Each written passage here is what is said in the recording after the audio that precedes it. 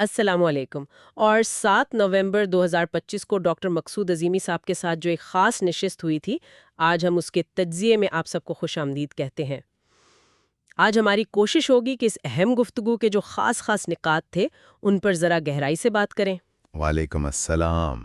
جی بالکل، اور کوشش یہی رہے گی کہ ڈاکٹر صاحب کی گفتگو کے ہر پہلو کو آپ کہہ لیں کہ باریک بینی سے سمجھا جائے، پوری دلچسپی سے۔ تاکہ کوئی بھی ضروری بات رہ نہ جائے۔ ہاں، تاکہ مکمل تصویر سامنے آئے۔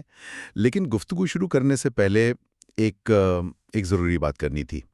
آج کل پاکستان میں خاص طور پر لاہور شہر میں اسموگ کی صورتحال کافی تشویشناک ہے۔ فضائی آلودگی بہت زیادہ ہے۔ جی ہاں، یہ واقعی ایک بڑا مسئلہ بن گیا ہے۔ تو جو بھی ہمارے سامعین ہیں ان سے گزارش ہے کہ بھئی احتیاطی تدابیر ضرور اپنائیں۔ مطلب غیر ضروری طور پر باہر نہ نکلیں۔ اگر جانا ہی پڑے تو ماسک ضرور پہنیں، پانی زیادہ پئیں، اور وہ جو گرم چیزیں ہوتی ہیں سوپ وغیرہ ان کا استعمال بھی اچھا ہے۔ جی بالکل، اللہ تعالی ہم سب کو اپنی امان میں رکھیں۔ آمین۔ تو چلیں اب آتے ہیں ڈاکٹر صاحب کی گفتگو کی طرف۔ اس میں غوطہ لگاتے ہیں اور سمجھتے ہیں کہ کیا کیا اہم باتیں ہوئیں۔ پہلا سوال جو تھا وہ دوستی میں مدد اور رہنمائی کے حوالے سے تھا کہ بھئی دوست کو پکا پکایا حل دے دیں یا اسے طریقہ سکھائیں کہ خود کیسے کرنا ہے۔ بہت اچھا سوال تھا یہ، اور ڈاکٹر صاحب نے اس کا جواب بھی بڑا خوبصورت دیا۔ انہوں نے کہا کہ دیکھیں، یہ تو صورتحال پر منحصر ہے۔ کبھی کبھی ایسا ہوتا ہے کہ فوری مدد کی ضرورت ہوتی ہے، جیسے انہوں نے مثال دی کہ بچے کو حلوہ کھلانا پڑتا ہے، یعنی براہ راست مدد کرنی پڑتی ہے۔ اچھا، وہ ناگزیر ہو جاتا ہے بعض اوقات۔ لیکن آپ کہہ رہے ہیں کہ انہوں نے یہ بھی کہا کہ ہر وقت ایسا کرنا ٹھیک نہیں، مطلب ہر وقت تیار نوالا دینا جسے سپون فیڈنگ کہتے ہیں۔ جی بالکل، وہ کہتے ہیں کہ یہ سپون فیڈنگ جو ہے نا، یہ فرد کی اپنی صلاحیتوں کو بڑھنے نہیں دیتی، اس سے خود انحصاری ختم ہوتی ہے۔ تو آپ کہہ رہے ہیں کہ یہ خود انحصاری کے لیے نقصان دہ ہے؟ یقیناً، اور اسی حوالے سے ڈاکٹر صاحب نے سقراط کے طرز تعلیم کا ذکر کیا کہ سقراط جو تھے وہ سیدھا جواب نہیں دیتے تھے، وہ سوال پہ سوال کرتے تھے تاکہ سامنے والا خود جواب تک پہنچے۔ اچھا، یعنی سوالات کے ذریعے ذہن کو اس طرف لانا۔ جی، یہ طریقہ انسان کو خود سوچنے پر مجبور کرتا ہے، اکساتا ہے۔ اور آپ کہہ رہے ہیں کہ سقراط، ارسطو، افلاطون، ان سب نے اسی طریقے سے لوگوں کی سوچ پر گہرے اثرات ڈالے۔ بالکل، ڈاکٹر صاحب نے تو قرآن پاک کی مثال بھی دی کہ اللہ تعالیٰ بھی معلومات فراہم کرتے ہیں اور ساتھ ساتھ ایسے سوالات بھی پوچھتے ہیں جو انسان کو غور و فکر پہ ابھاریں۔ مقصد یہ کہ انسان تقلید نہ کرے بلکہ تحقیق کرے، خود سوچے۔ جی ہاں، تو خلاصہ یہ نکلا کہ رہنمائی کا طریقہ موقع محل دیکھ کر بدلنا چاہیے۔ کبھی سیدھی مدد کر دیں اور کبھی سوال پوچھ کے اسے خود سوچنے کی تربیت دیں۔ ڈاکٹر صاحب نے وہ گھر میں لڑنے والے بچوں کی مثال بھی تو دی تھی نا؟ جی، وہ بڑی اچھی مثال تھی۔ ہاں، کہ پہلے بار تو چلو سمجھا دیا، ڈانٹ دیا، گویا حلوہ کھلا دیا، لیکن اگر بار بار ولی حرکت ہو رہی ہے تو پھر ان سے سوال کیا جائے کہ بھئی تم باہر دوستوں سے تو اتنی تمیز سے بات کرتے ہو، اپنے بہن بھائیوں سے کیوں نہیں؟ بالکل، اس سوال کا مقصد یہ ہے کہ انہیں خود اپنی غلطی کا احساس ہو۔ یہ خود احتسابی کا عمل ہے۔ اچھا، جب وہ خود اس نتیجے پر پہنچیں گے کہ ہاں بھائی اپنوں کا حق تو زیادہ ہے، تو پھر اس پر عمل کرنے کا امکان بھی بڑھ جاتا ہے۔ تو مطلب یہ ہوا کہ مؤثر رہنمائی وہی ہے جو ضرورت کے مطابق ہو، کبھی مدد، کبھی سوچنے پر مجبور کرنا۔ بالکل صحیح۔ اچھا، اب آتے ہیں دوسرے اہم موضوع پر، وہ تھا خود شناسی اور روحانیت۔ ڈاکٹر صاحب نے ایک بات کہی تھی جو مجھے بڑی توجہ طلب لگی، کہ ہم اکثر نام کے مسلمان ہوتے ہیں، اصل مسلم نہیں بن پاتے۔ جی، مسلم یعنی اللہ کے سامنے پوری طرح تسلیم کرنے والا، جھک جانے والا۔ ہاں، اور انہوں نے یہ بھی کہا کہ ہم سنی بن گئے ہیں، مطلب سنی سنائی باتوں پر یقین کر لیتے ہیں، خود غور و فکر نہیں کرتے۔ ہاں، اور یہ بات پھر وہیں پہلے نقطے سے جڑ جاتی ہے نا، کہ ہمیں سوچنے کی عادت ڈالنی چاہیے۔ تو آپ کہہ رہی ہیں کہ طرز تعلیم ایسا ہو جو سوال اٹھانے پر، سوچنے پر مجبور کرے؟ جی، ڈاکٹر صاحب نے فرمایا کہ سوالات کے ذریعے انسان کو اپنا حافظہ ٹٹولنے پر مجبور کرنا چاہیے، اور انہوں نے حافظے کو لوح محفوظ سے جوڑا۔ لوح محفوظ یعنی وہ کائناتی علم کا خزانہ؟ جی، جہاں ہر چیز، ہر امکان پہلے سے درج ہے۔ اور ڈاکٹر صاحب نے وضاحت کی کہ اس لوح محفوظ کے لاتعداد امکانات میں سے ہم اپنے ارادے سے جو راستہ چنتے ہیں نا، اچھا، وہی ہماری کتاب المرقوم بنتا ہے، یعنی ہمارا ذاتی اعمال نامہ، ہمارا ریکارڈ جو ہمارے انتخاب اور عمل سے بنتا ہے۔ تو حقیقت بتانے کے لیے بولنا تو پڑتا ہے، لیکن اگر بات اثر نہ کرے تو پھر سوال کریں، جیسے یاد دلائیں کہ بھئی تمہارا یہ غصہ، یہ ناگواری، یہ تمہاری کتاب المرقوم خراب کر رہی ہے۔ بالکل، اور ڈاکٹر صاحب نے زور دیا کہ یہ عمل پہلے خود پر لاگو کریں۔ اچھا، پہلے خود؟ جی، ان کے مطابق جامع طریقہ یہی ہے۔ پہلے آپ وضاحت کریں، تشریح کریں، سمجھائیں یعنی حلوہ کھلائیں۔ اگر وہ نہ سمجھے یا عمل نہ کرے تو پھر سوال کریں، اسے اس کے عمل کے نتائج پر غور کرنے کی دعوت دیں۔ اس سے خود شناسی کا دروازہ کھلتا ہے۔ صحیح۔ اچھا، اگلا سوال تھا سورہ قلم کی آیات 42-43 کے بارے میں۔ یوم یکشف عن ساق میں ساق کا کیا مطلب ہے؟ اس پر ڈاکٹر صاحب نے کیا کہا؟ ہاں، یہ سوال بھی تھا۔ ڈاکٹر صاحب نے یہاں بہت احتیاط سے کام لیا۔ انہوں نے فرمایا کہ بھئی آیت میرے سامنے نہیں ہے تو بغیر دیکھے اس کی تفسیر کرنا ٹھیک نہیں، بے احتیاطی ہوگی۔ اچھا، انہوں نے سوال کرنے والے سے کہا کہ آپ مجھے میسج کر دیں، میں آیت دیکھ کر پھر جواب دوں گا۔ اس میں ہمارے لیے بھی سبق ہے، خاص طور پر دینی معاملات میں بغیر تحقیق اور علم کے رائے نہیں دینی چاہیے۔ یہ علمی دیانتداری ہے۔ یقیناً، بالکل درست کہا آپ نے۔ اچھا، اب ایک اور بڑا دلچسپ سوال تھا، وہ یہ کہ کیا مرنے کے بعد انسان کا شیطان بھی اس کے ساتھ عالم اعراف میں جاتا ہے؟ یہ تو واقعی دلچسپ ہے۔ کیا جواب دیا ڈاکٹر صاحب نے؟ ڈاکٹر صاحب نے کہا، جی ہاں۔ ساتھ جاتا ہے؟ جی، فرمایا کہ اگر آپ نے دنیا میں شیطان کی پرورش کی ہے، مطلب اسی کے طرز فکر کو اپنایا ہے، اسی کی گود میں بیٹھے رہے ہیں، تو وہی کیفیت، وہی طرز فکر آپ کے ساتھ جائے گا۔ اچھا، لیکن اگر آپ نے رحمانی طرز فکر اپنایا، شیطان کو یہاں رد کر دیا، تو پھر وہ آپ کے ساتھ نہیں جا سکے گا۔ تو آپ کہہ رہے ہیں کہ انہوں نے نیند اور موت کا فرق بھی سمجھایا تھا؟ جی بالکل، نیند میں تو صرف شعور وقتی طور پر معطل ہوتا ہے، لیکن موت میں جسم بھی ناکارہ ہو جاتا ہے، گلنا سڑنا شروع ہو جاتا ہے۔ اصل انسان یعنی روح، وہ اپنے بنائے ہوئے طرز فکر کے ساتھ ہی اوپر جاتی ہے۔ اچھا، تو یہ طرز فکر ہی اصل جنت یا جہنم ہے؟ جی، ڈاکٹر صاحب نے یہی فرمایا کہ شیطانی طرز فکر جو ہے وہ جہنم کی کیفیت ہے۔ قرآن نے اسے سجین کہا ہے۔ سجین یعنی قید خانہ، محدود سوچ۔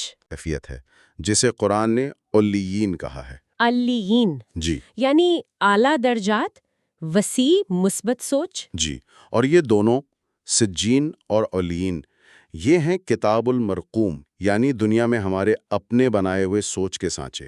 تو سارا کھیل ہی اس سانچۂ فکر کا ہے، اسی کو صاف رکھنا ہے۔ وہ جو انہوں نے کہا پھنڈا مانجنا۔ ہاں جی بالکل، پھنڈا مانجنا۔ ڈاکٹر صاحب نے برتن کی مثال دی کہ بھئی باہر سے چمکانے سے زیادہ ضروری ہے کہ اندر سے مانجو۔ اگر اندر گند ہے تو باہر جو مرضی ڈالو، خراب ہی ہوگا۔ صحیح، یعنی باطن کی صفائی اول ہے۔ بالکل، اسی حوالے سے ڈاکٹر صاحب نے اپنی زندگی کا ایک واقعہ بھی سنایا تھا۔ اچھا، کون سا؟ انہوں نے بتایا کہ ایک بار انہوں نے اپنے مرشد کریم حضرت خواجہ شمس الدین عظیمی صاحب سے سوال کیا، اور خود مانا کہ سوال تھوڑا منفی انداز کا تھا۔ کیا سوال تھا؟ انہوں نے پوچھا کہ حضرت آپ تو رنگ و روشنی سے علاج یعنی کرومو تھراپی کے بانی ہیں، لیکن آپ کے اپنے ارد گرد، آپ کے ماحول میں رنگوں کا کوئی خاص اہتمام نظر نہیں آتا۔ یہ تو واقعی ذرا ٹیڑھا سوال تھا۔ تو حضرت خواجہ شمس الدین عظیمی صاحب نے کیا جواب دیا؟ آپ کہہ رہی ہیں کہ جواب کتنا حکمت بھرا تھا۔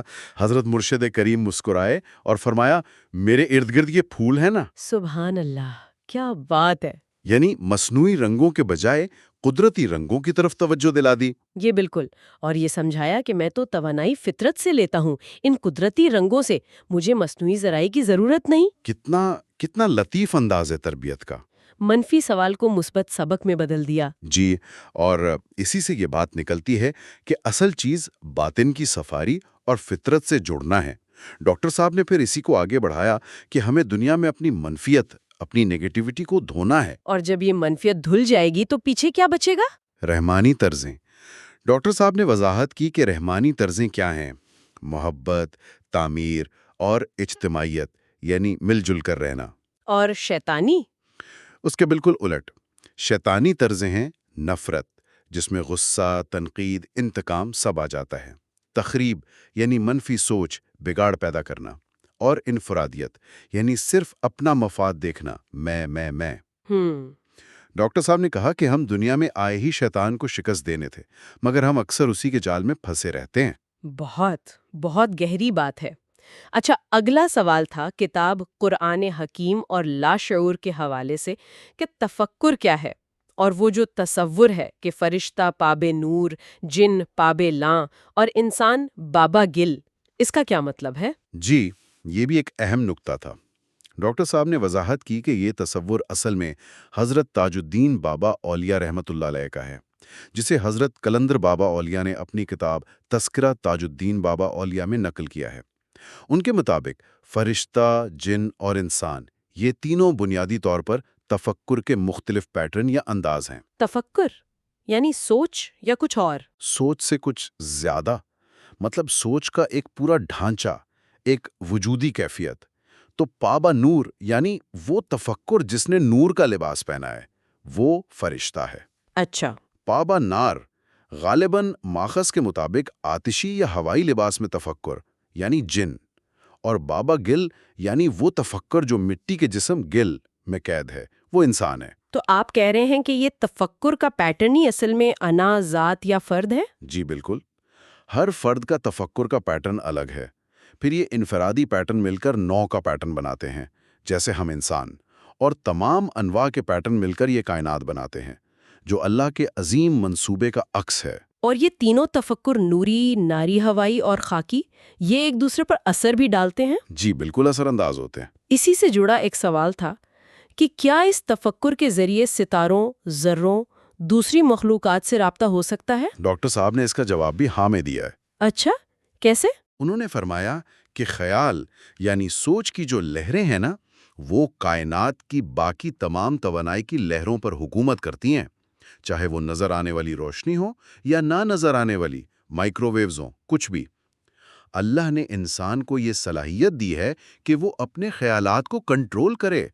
اگر وہ اس پر قابو پا لے تو وہ دوسروں سے، یہاں تک کہ فرشتوں اور جنات سے بھی رابطہ کمیونیکیٹ کر سکتا ہے۔ لیکن ڈاکٹر صاحب نے افسوس کا اظہار کیا کہ ہم تو آپس میں ہی ٹھیک سے بات نہیں کر پاتے، کیونکہ ہمارے تفکر، ہماری سوچیں جامد ہو گئی ہیں، محدود ہو گئی ہیں۔ تو اصل چیلنج اپنے تفکر کو کھولنا اور کنٹرول کرنا ہے۔ بالکل۔ اچھا، اگلا نکتہ تھا دائرے اور مثلث کا، جن کا ذکر لاشعور والے باب میں ہے۔ یہ کیا چیز ہے؟ ہاں، یہ دائرہ اور مثلث کیا ہے؟ ڈاکٹر صاحب نے فرمایا کہ یہ فکر کی حرکت کی دو بنیادی قسمیں ہیں۔ دائرہ جو ہے وہ ایک مسلسل مستقل حرکت ہے جو اپنا مرکز یا رخ نہیں بدلتی، جیسے ایٹم کے نیوکلیس کے گرد الیکٹران گھومتا رہتا ہے۔ یہ لاشعور یعنی باطن کی حرکت کی علامت ہے۔ اچھا، اور مثلث؟ مثلث وہ حرکت ہے جو کچھ فاصلہ چل کر اپنا رخ بدل لیتی ہے، ایک زاویہ بناتی ہے۔ یہ شعور کی حرکت ہے۔ ہمارا شعور جو ہے نا، وہ ایک موضوع سے دوسرے پر بھٹکتا رہتا ہے، ٹکتا نہیں ہے۔ تو آپ کہہ رہے ہیں کہ عام طور پر ہم پر شعور کی یہ مثلث والی بھٹکنے والی حرکت غالب رہتی ہے۔ جی۔ اور اگر دائرے کی حرکت غالب آ جائے، یعنی سوچ ایک جگہ ٹک جائے، یکسوں ہو جائے، تو پھر باطنی رابطے ممکن ہیں۔ ہاں، یا یوں کہہ لیں کہ اعلیٰ شعور تک رسائی آسان ہو جاتی ہے۔ ڈاکٹر صاحب نے یا حیو یا قیوم کے ورد کی مثال دی۔ اچھا۔ کہ اس کی تکرار سے سوچ ایک مرکز پر ٹھہرتی ہے، دائرے کی کیفیت پیدا ہوتی ہے، بھٹکاؤ کم ہوتا ہے۔ تو سادہ لفظوں میں، جب لاشعور کی دائرہوی حرکت غالب آتی ہے تو شعور بھی بہتر، زیادہ منظم اور طاقتور ہو جاتا ہے۔ سمجھ آ گیا۔ اچھا، پھر حضرت قلندر بابا اولیاء کا ایک قول بھی زیر بحث آیا تھا کہ نوع انسان کا شعور ابھی انگوٹھا چوستے بچے جیسا ہے۔ اس کا کیا مطلب ہے؟ جی، ڈاکٹر صاحب نے اس کی وضاحت کی کہ یہ ایک عمومی بات ہے۔ مطلب اکثر لوگ گہری باتوں میں، سنجیدہ علمی یا روحانی معاملات میں زیادہ دلچسپی نہیں لیتے۔ یہ قول اصل میں ہمیں جھنجھوڑنے کے لیے ہے کہ بھائی اس شعوری بچپنے سے نکلو، اپنے پیروں پر کھڑا ہونا سیکھو، اپنے شعور کو توانا کرو، پختہ کرو، تاکہ ہم لاشعوری تحریکات یعنی باطنی پیغامات کو بہتر طور پر وصول کر سکیں، سمجھ سکیں اور ان پر عمل بھی کر سکیں۔ انہوں نے وہ بچے کی مثال بھی دی تھی نا، جو پوچھتا ہے سوچنا کیا ہوتا ہے؟ جی۔ اور ڈانٹ پڑنے پر شاید سوچنا ہی چھوڑ دیتا ہے۔ جبکہ آئنسٹائن ہوں یا اسٹیفن ہاکنگ، یہ لوگ اسی سوچ بچار، اسی غور و فکر کی وجہ سے ہی تو آگے بڑھے۔ اور قرآن تو بار بار کہتا ہے غور کرو، فکر کرو، تدبر کرو، بالکل۔ لیکن ہم نے اس کو نظر انداز کر دیا۔ نتیجہ کیا نکلا؟ ہم سطحی بحث مباحثے کو ہی غور و فکر سمجھ بیٹھے ہیں۔ تحقیق یعنی حقیقت تک پہنچنے کی کوشش وہ کم ہو گئی ہے۔ اور توہمات میں پھنس گئے، جیسے وہ کالی بلی والی بات۔ ہاں، جیسے کوا بول رہا ہے تو مہمان آئیں گے، کالی بلی راستہ کاٹ گئی تو برا ہوگا۔ حقیقت شناسی جو ہے وہ ان سب توہمات سے آزاد کرتی ہے۔ صحیح۔ اچھا، ایک اور دلچسپ سوال تھا حضرت تاج الدین بابا اولیاء کا، وہ فرمان کہ تاج الدین کے پاس صابن بہت ہیں، اس کا کیا مطلب ہوا؟ ہاں جی، ڈاکٹر صاحب نے فرمایا کہ یہ ان کی زبردست روحانی طاقت اور صفائی کرنے کی صلاحیت کی طرف اشارہ ہے۔ صابن سے صفائی؟ کیسی صفائی؟ روحانی صفائی، جیسے صابن کپڑوں سے میل کچیل اتارتا ہے نا، ویسے ہی حضرت تاج الدین بابا اولیاء اپنی پاکیزہ نظر سے، اپنی روحانی توجہ سے لوگوں کے ذہنوں اور دلوں کی منفی سوچ، کدورتیں، روحانی بیماریاں وہ سب دھو دیتے تھے۔ اچھا۔ ان کا اپنا تفکر اتنا پاک اور طاقتور تھا کہ ان کی صرف نظر ہی صفائی کر دیتی تھی۔ تو یہ صابن جو ہے یہ روحانی پاکیزگی کی علامت ہے۔ کیا بات ہے۔ اچھا، اب آخری سوال کی طرف آتے ہیں، وہ تھا لوہے دوم کے بارے میں، کہ اس پر انسانی ارادے کا کیا اثر ہے اور اس کا علیین اور سجین سے کیا تعلق ہے؟ جی، یہ بھی بہت اہم نکتہ تھا۔ ڈاکٹر صاحب نے فرمایا کہ بھائی علیین اور سجین بنتے ہی ہمارے ارادے اور عمل سے ہیں۔ اچھا، وہ کیسے؟ دیکھیں، لوہے محفوظ میں تو ہر چیز کے سارے ممکنہ راستے موجود ہیں۔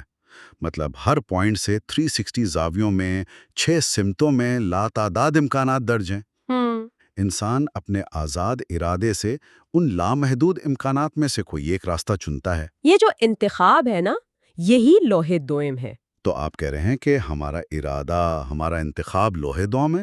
جی، اور جب اس منتخب کردہ ارادے پر یقین کے ساتھ عمل کیا جاتا ہے تو وہ چیز ظاہر ہو جاتی ہے، حقیقت بن جاتی ہے، اور وہ پھر ہماری کتاب المرقوم میں ریکارڈ ہو جاتی ہے۔ اچھا، یعنی ارادہ لوہے دوم اور اس پر عمل کا نتیجہ کتاب المرقوم؟ بالکل، اور اس ریکارڈ کا معیار کیا ہوگا؟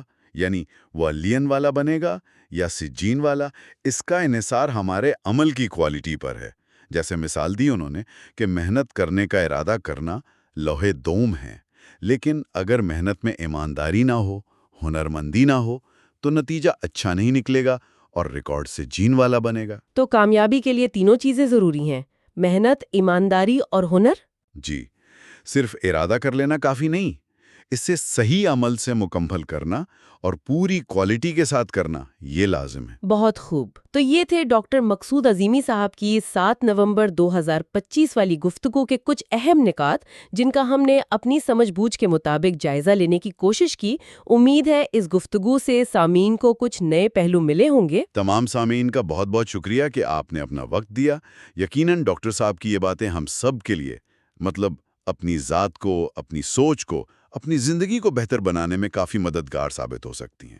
تو گزارش یہ ہے کہ اگر آپ کو یہ گفتگو مفید لگی ہو تو اسے اپنے ان دوستوں عزیزوں تک ضرور پہنچائیے جو روحانیت میں، تصوف میں یا سلسلہ عظیمیہ کے بارے میں جاننے میں دلچسپی رکھتے ہیں۔ جی ہاں، آپ کے فارورڈ کرنے سے یوٹیوب بھی خود بخود اس ویڈیو کو زیادہ لوگوں تک پہنچائے گا، اور اگر آپ نے ابھی تک سبسکرائب نہیں کیا ہے تو ضرور کر لیں اور لائک بھی کر دیں۔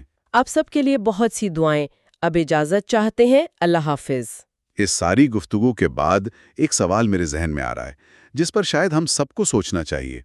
اگر ہمارا ہر انتخاب لوہے دوم بنتا ہے اور ہمارا ہر عمل کتاب المرقوم میں درج ہوتا ہے تو ہم اپنی روزمرہ کی زندگی میں چھوٹی چھوٹی باتوں میں، چھوٹے چھوٹے فیصلوں میں کتنے شعوری طور پر یہ کوشش کرتے ہیں کہ ہمارا ریکارڈ علیین کی طرف جائے، سجین کی طرف نہیں؟ اس پر ضرور غور کیجیے گا۔ اللہ حافظ۔